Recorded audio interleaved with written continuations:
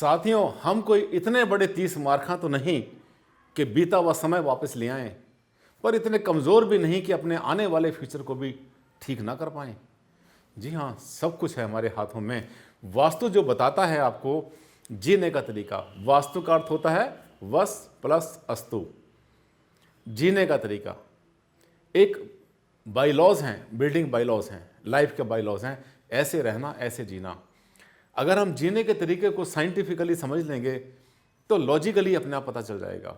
आज का विषय बहुत ज़बरदस्त, जिस पर बहुत सारे क्वेश्चंस मेरे पास आए। पीओपी, जिप्सम, बोर्ड, लकड़ी अच्छी, पीओपी अच्छा, जिप्सम पार्टीशन कैसा, क्या इसमें होना चाहिए, कैसा नहीं होना चाहिए। क्योंकि एक सवाल यहाँ से शुरू हुआ, किसी ने मुझसे क्वेश्चन किया कि सर ऐसा सुना है हमने कि जो पीओपी होती है और जो जिप्सम होता है इसमें हड्डी का चूरा मिला होता है। बस यहीं से सवाल शुरू हो गया और मेरे माइंड में आया कि नहीं, आज तो मैं वहम निकालूंगा सबके मन से ये बात। साथियों, जानना चाहते हैं असलियत क्या है, सच्चाई क्या, वास्तु क्या कहता है इनके बारे में, तो ये वीडियो स्पेशल आपके लिए बना है। चलते रहिए आखिर तक।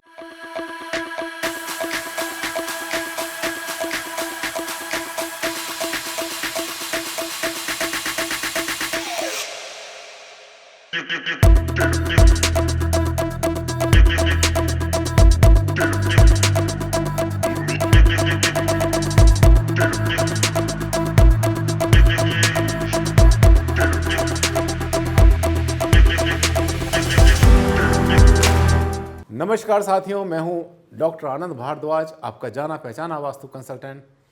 और आज हम चर्चा कर रहे हैं पीओपी के बारे में, फॉल सीलिंग के बारे में, जिप्सम के बारे में। ईंटें अच्छी, जिप्सम अच्छा, बोर्ड अच्छा या पीओपी अच्छी। ये शुरू बात इससे हुई कि किसी ने मुझसे कहा कि सर ये जो जिप्सम होता है या पीओपी होती है, इसमें हमने सुना है कि हड्डी का चूरा पड़ा होता है, हड्डी का चूरा मिला होता है। क्या सच क्या झूठ, इसने मुझे प्रेरित कर दिया इसके बारे में वीडियो बनाने में। साथियों, सच यह है कि ये जो पीओपी होता है या जिप्सम होता है, ये सब के सब नेचुरल एक तरह से सॉल्ट हैं जो कि मिट्टी की तरह से पाए जाते हैं, ज़मीन से प्राप्त होते हैं। मोस्टली हमें कैल्शियम सल्फेट होता है, डिहाइड्रेटेड जो हमारा जो कैल्शियम होता है, ये भी हमारा जिप्सम कहते हैं। ये जो बिल्डिंग मटेरियल होता है जिसको हम फॉल सीलिंग के लिए यूज़ करते हैं, ये कैल्शियम सल्फेट होता है और डिहाइड्रेटेड जिप्सम होता है।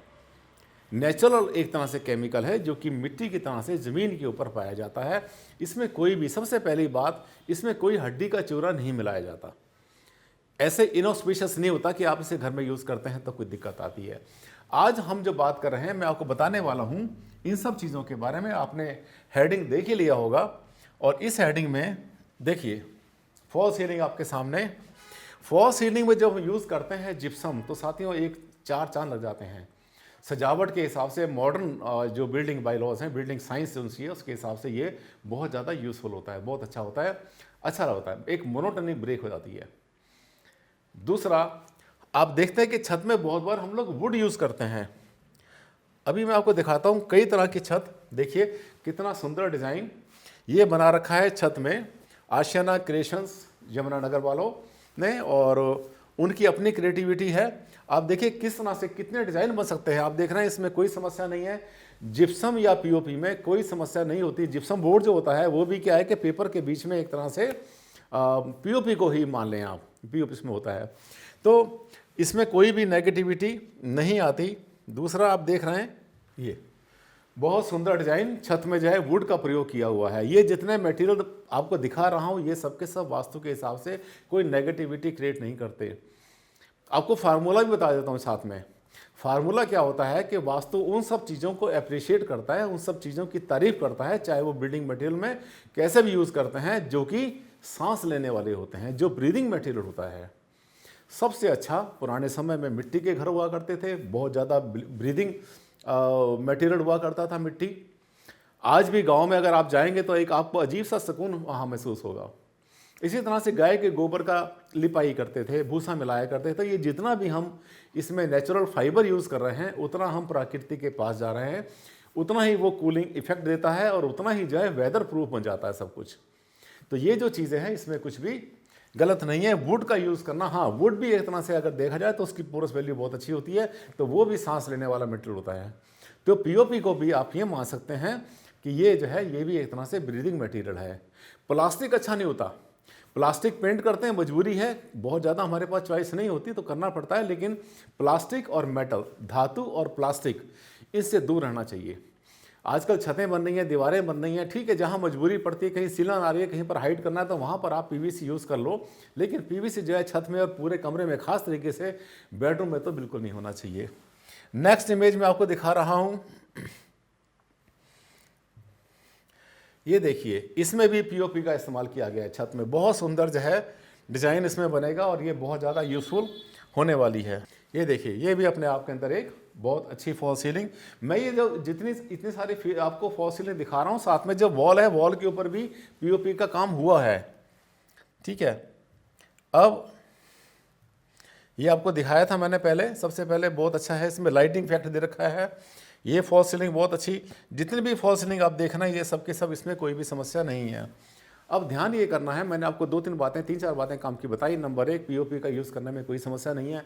आप फॉल सीलिंग करो, उसमें कुछ भी बनाओ, कोव का काम करो, कोव बनाओ, उसके अंदर आप फॉल सीलिंग में लाइटिंग कर सकते हैं, आराम से स्ट्रिप लाइट यूज़ कर सकते हैं, फोकस लाइट कर सकते हैं, स्पॉट लाइट यूज़ कर सकते हैं, बहुत तरह की चीज़ें होती हैं। लेकिन कुछ चीज़ों का विशेष ध्यान रखना, अगर आप अपने घर में पीओपी का यूज़ कर रहे हैं, पीओपी अगर फॉल सीलिंग कर रहे हैं, तो इसमें क्या है, कुछ कमजोरियां होती हैं साथियों। जहां पर फूल होते हैं वहां पे कांटे भी होते हैं।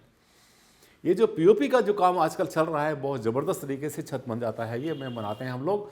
इनकी जो है प्रॉपर देख रेख करना, इनकी मेंटेनेंस करना, और यहाँ पर ख़ास तरीके से डस्टिंग करना, वैक्यूम क्लीनर से करें या हवा मार के करें, झाड़ू से करें, कपड़े से करें, ज़रूरी है।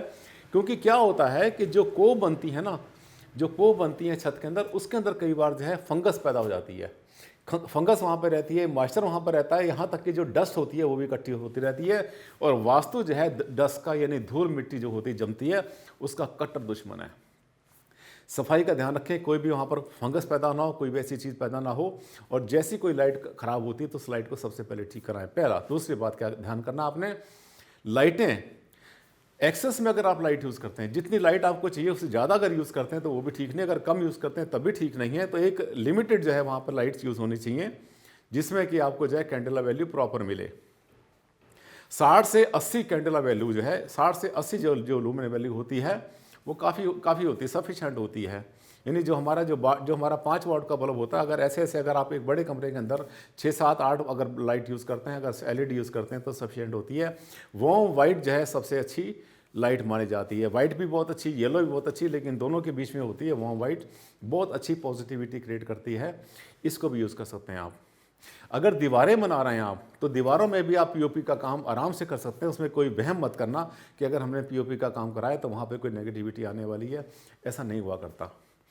एक सबसे बड़ी कमी जो पीओपी के काम में आती जा रही है, वास्तुशास्त्र में हमसे लोग बहुत बार कहते हैं, सर सबसे अच्छी हाइट क्या होती है कमरे की, कितनी हाइट वास्तु के हिसाब से जो है जो होनी चाहिए, जो कि बहुत अच्छी होती है। साथियों देखो, 18 हाथ, 18 हाथ का मतलब ये एक हाथ होता है, एक हाथ की जो साइज़ होता है ये 18 इंच का होता है।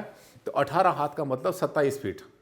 27 फीट सबसे ज़्यादा एक अच्छी हाइट मानी जाती है, जिसमें कि आपको कूलर, एसी या कोई भी पंखा आपको ऐसे यूज़ ना करना पड़े, क्योंकि गर्म हवा जो होती है, हल्की होती है, होने के बाद ऊपर जाती है। अगर आपने पुराने ऑफिस देखे हो, सरकारी ऑफिस होते हैं, बहुत सारे मोनूमेंट्स होते हैं, पुरानी बिल्डिंग होती हैं, जहाँ पर आप घूमते हैं, बहुत ऊँची छत होती है, वहाँ पर आपको सुकून लगता है, वहाँ पर आपको ना एसी चाहिए ना कूलर वहाँ पर चाहिए। अगर एक छोटा सा पंखा लगा दे उसी से काम चलता है। लेकिन आज का समय ऐसा नहीं है, हमें छत की ऊंचाई जो रखनी पड़ती है वो 10 फीट के 11-12 फीट के आसपास रखनी पड़ती है। और जब हम पीओपी का काम कराते हैं तो वो हाइट नीचे आ जाती है।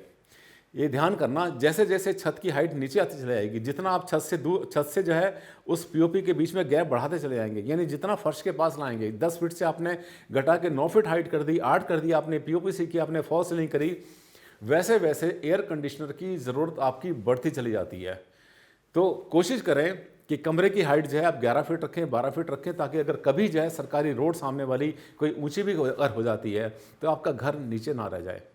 गुंजाइश आपके पास रहनी चाहिए। पीओपी का कोई भी वहम अपने मन से निकाल लो, कोई इसमें हड्डियाँ नहीं होती, कोई इसमें नेगेटिविटी नहीं होती है, बहुत अच्छा रहता है। लेकिन प्रॉपर मेंटेनेंस करें, लिमिट में यूज़ करें। Excess of everything is bad. मुझे लगता है कि मैं थोड़े से शब्दों में आपको जो है जो इंडिकेशन देना चाहता था, बताना चाहता, आपको बता पाया हूँ मैं। अगर आपको मेरे वीडियो अच्छा लगा और आपको ऐसा लगा कि आपके दिल में जो बात एक बहुत दिन से घूम रही थी पीओपी को लेकर, या जो आप सुनते चले आए थे कि लोगों ने ये बताया, किसी ने कहा, किसी ने ये कहा, किसी ने वो कहा, वो सारे वहम मैंने आपके मन से निकाले। और अगर आपको मेरा वीडियो अच्छा लगा तो इसको लाइक करें, शेयर करें। अगला वीडियो फिर से आने वाला है, नए नए टॉपिक आपके सामने आ रहे हैं, घिसे पिटे टॉपिक नहीं आ रहे हैं, सबके सब एनलाइटन करने वाले आपको मैं शेयर करता हूं आपसे सभी वीडियोस। अगले वीडियो में फिर से मुलाकात करता हूं, एक नया टॉपिक लेकर आऊँगा। तब तक के लिए दी आप मुझे इजाज़त। नमस्कार, धन्यवाद, thank you and take care.